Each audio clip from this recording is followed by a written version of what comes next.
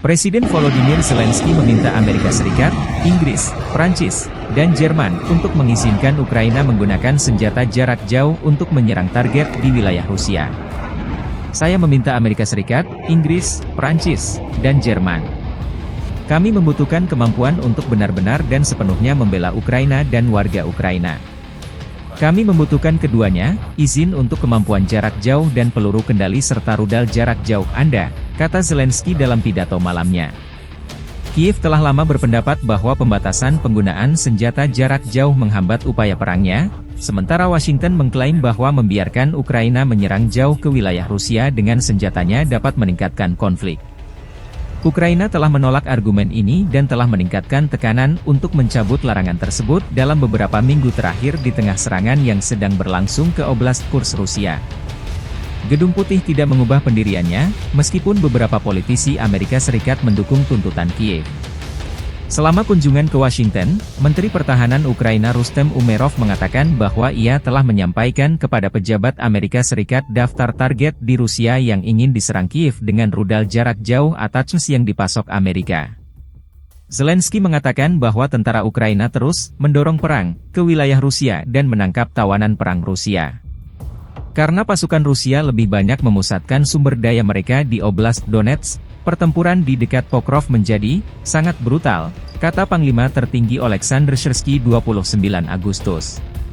Negara-negara Barat sebagian besar mengizinkan Ukraina menggunakan senjata mereka dalam serangan itu, tetapi Amerika dan Inggris telah mempertahankan pembatasan mereka terhadap penggunaan rudal jarak jauh seperti ATACMS atau Storm Shadow.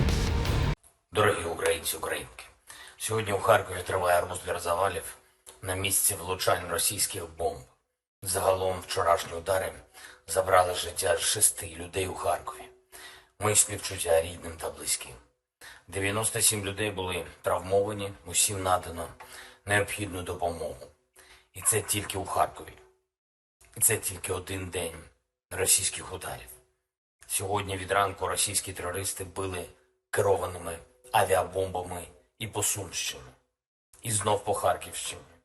І цей терор надійно зупиняється тільки в один спосіб – ударами по російських військових аеродромах, по їхніх базах, по логістиці російського терору. І найголовніше, що це можливо.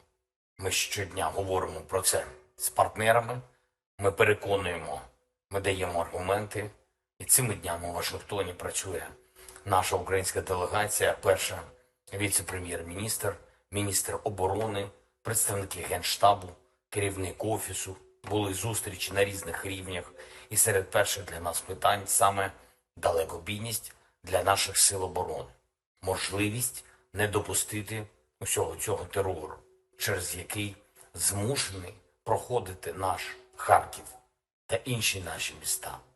Багато, дуже багато громад України. Очистити українське небо від російських керованих авіабомб – це сильний крок, щоб примусити Росію шукати закінчення війни та справедливого миру.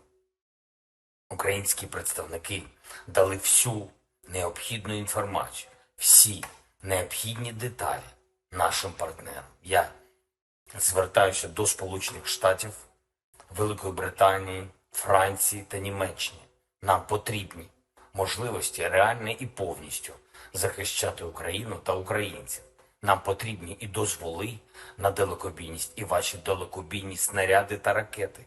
Не можна відкладати життєво важливі рішення, саме те, що може найбільш правильно вплинути на події. Також ми говоримо з партнерами про ППО, про системи, які так потрібні, особливо зараз, перед навчальним роком, щоб дати більше безпеки нашим українським дітям в школах, нашим містам, нашій енергетиці. Ми ж маємо з вами домовленості щодо ППО і щодо ракет, до систем ППО.